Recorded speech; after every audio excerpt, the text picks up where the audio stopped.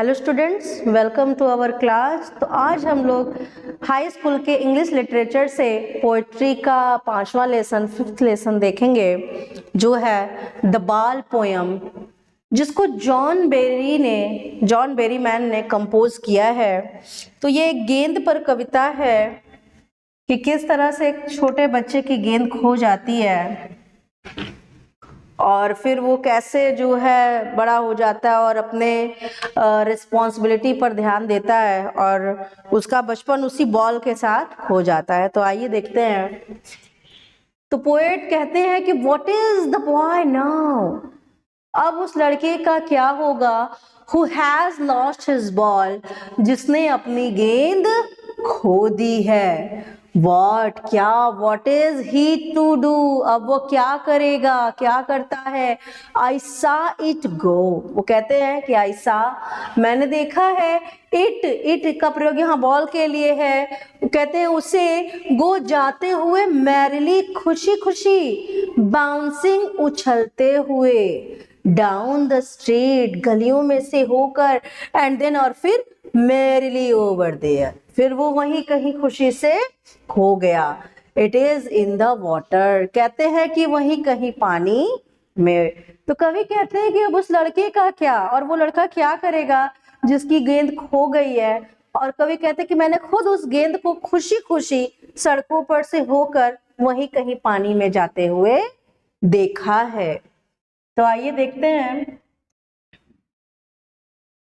अगली स्टैंजा में पोएट कहते हैं कि नो यूज टू से, कहने का कोई फायदा, कोई यूज नहीं है। देयर आर अदर बॉल्स, अन्य गेंदे भी है। वो कहते हैं कि किसी से कहने का कोई फायदा नहीं है, संसार में अन्य गेंदे भी हैं और भी गेंद आ जाएगी। वो कहते हैं an ultimate shaking grief fixes the boy, कहते हैं अल्टीमेट, अल्टीमेट का मतलब होता है चरम, शेकिंग ग्रीफ, हिला देने वाले दुख ने, ठीक है, एक चरम रूप से, मतलब अपनी दुख की वो जो सीमा है उसके चरम तक के, ठीक है। कहते हैं शेकिंग, हिला देने वाले ग्रीफ, दुख ने, फिक्सेस द बॉय, उस लड़के को जड़वत कर दिया है। जो एकदम अति करके जो उसका दुख है ना, वो बॉल उसके लिए इंपॉर्टेंट थी, वो छोटा बच्चा है और उसकी गेंद उसे प्रिय थी, और उसका खो जाना क्या है, उसको बिल्कुल जड़वत कर देता है। लेकिन पोएट कहते हैं कि अरे और भी गेंदे हैं, लेकिन अब उस बच्चे के लिए वो गेंद बहुत इंपॉर्टेंट थी।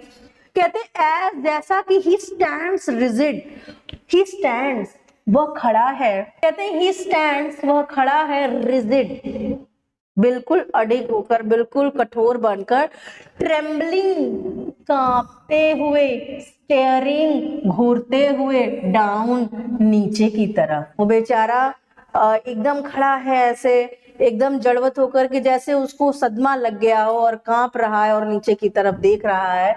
All his young days into the harbour, जो उसका बचपना है, ठीक है, उसके बचपन के दिन है, इनटू द हार्बर, कहते हैं कि बंदरगाह के पास बीते हैं, वेयर हिज बॉल वेंट, जहां उसकी गेंद चली गई है। बंदरगाह के पास वो खेला करता था और उसकी गेंद क्या हुई, वहीं कहीं पानी में चली गई है, और उसी के साथ उसका बचपन भी क्या है, चला जाता है।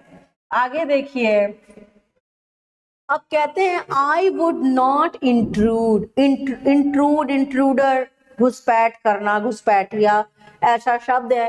कहते हैं, पोएट कहते हैं कि I would not intrude on him, मैं उसके जीवन में प्रवेश नहीं करूंगा, घुसूंगा नहीं, इंटरफेयर मैं नहीं करूंगा।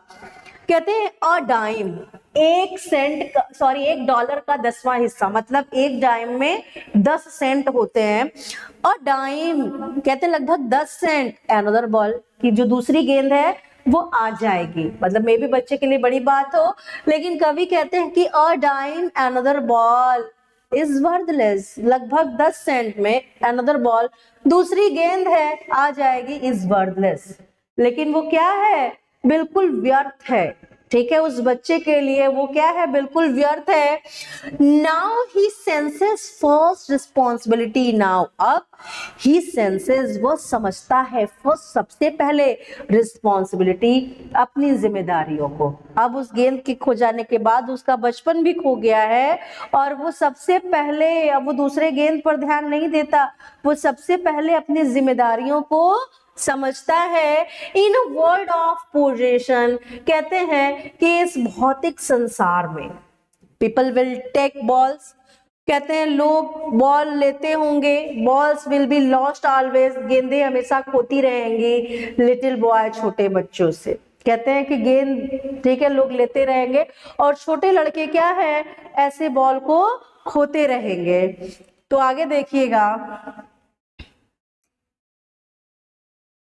And no one buys the ball back, कहते हैं और कोई भी, कहते हैं बाइज, खरीद नहीं सकता, अ बॉल बैक, कहते हैं उस गेंद को दोबारा। जो गेंद खो चुकी, दूसरा तो आप खरीद लेंगे, लेकिन वो गेंद जो खो चुकी आप उसे दोबारा खरीद नहीं सकते, आप बचपने को दोबारा ला नहीं सकते। अगर बचपन चला गया आप उस बचपन को दोबारा ला नहीं सकते।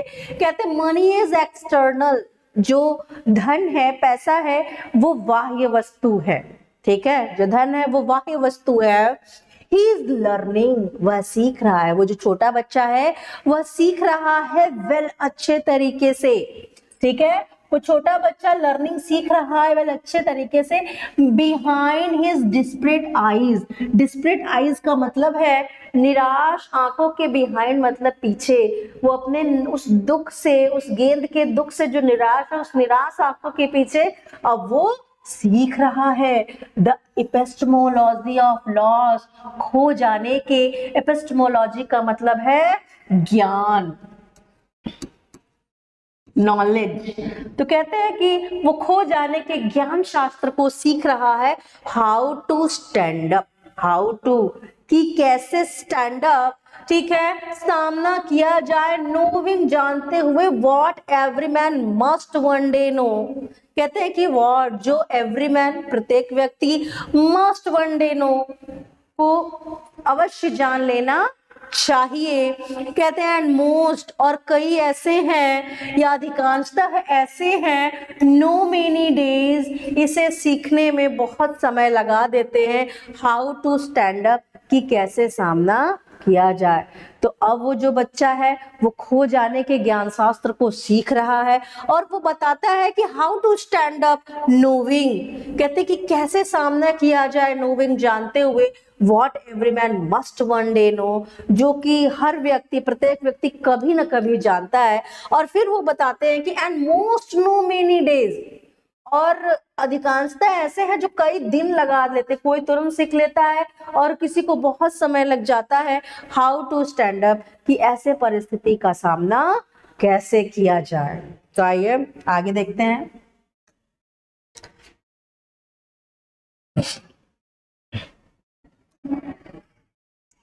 इसका सेंट्रल आइडिया है, तो आइए देखते हैं इसके सेंट्रल आइडिया, केंद्रीय भाव को। कहते हैं द पोयम, द बाल poem composed bye famous poet John Berryman, कहते हैं इस प्रसिद्ध कविता को, जिसका नाम है द बाल पोयम, को रचा गया है प्रसिद्ध कवि बेरीमैन द्वारा।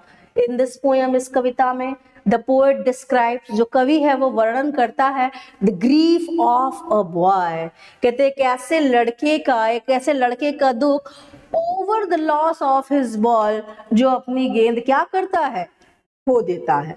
विद दैट लॉस, इस नुकसान के साथ, ही सेंसेस, वह समझता है, हिज फर्स्ट रिस्पॉन्सिबिलिटी, अपनी पहली जिम्मेदारी को, मेटेरियलिस्टिक वर्ल्ड, इस भौतिकवाद संसार में। द पोएट सजेस्ट, कहते हैं कवि सुझाव देते हैं, दैट की the people whom we love, कहते हैं द पीपल, लोग, हु वी लव, जिनको हम प्रेम करते हैं, on and our material possession, और जो हमारे भौतिक संपत्ति है, will not be with us forever, कहते हैं सदैव हमारे साथ नहीं रह सकता। कहते हैं कि चाहे वो इंसान हो या संपत्ति हो, जिनको हम चाहते हैं, जिनसे हम बहुत प्रेम करते हैं, वो हमेशा हमारे साथ नहीं रह सकता, नहीं हो सकता कि हमेशा वो हमारे जीवन भर साथ रहे। One has to understand the nature of loss, कहते हैं वन किसी न किसी को हैज टू अंडरस्टैंड, समझना होगा द नेचर ऑफ लॉस, प्रकृति के खो जाने के नियम को, एंड लर्न और सीखना होगा to cope up with the loss, ठीक है, स्वयं को संभालना द लॉस, इस नुकसान से, इस खो जाने के तकलीफ से। The child has to learn that, कहते हैं और वो बच्चा सीखता है that loss is a part of everyday life, कि इस तरह का नुकसान कहते हैं पार्ट, भाग है एवरीडे लाइफ, प्रत्येक दिन के जीवन का, and still life goes on, और ऐसे ही जीवन चलता रहता है। तो वो बच्चा उस गेंद के खो जाने से एक तो अपनी जिम्मेदारी समझता है, और ऊपर से वो संसार की बहुत सारी चीजें सीखता है कि कोई चीज का, किसी भी वस्तु का या व्यक्ति का जिनको हम बहुत पसंद करते हैं, बहुत प्रेम करते हैं, उसका कोई स्थायित्व नहीं है। यही प्रकृति के खो जाने का नियम है, और इस तरह से वो जीवन का सबसे बड़ा ज्ञान शास्त्र लेता है। तो ये था द बाल पोयम, और अब अगला पोयम हम लोग अगले क्लास में देखेंगे। Thank you.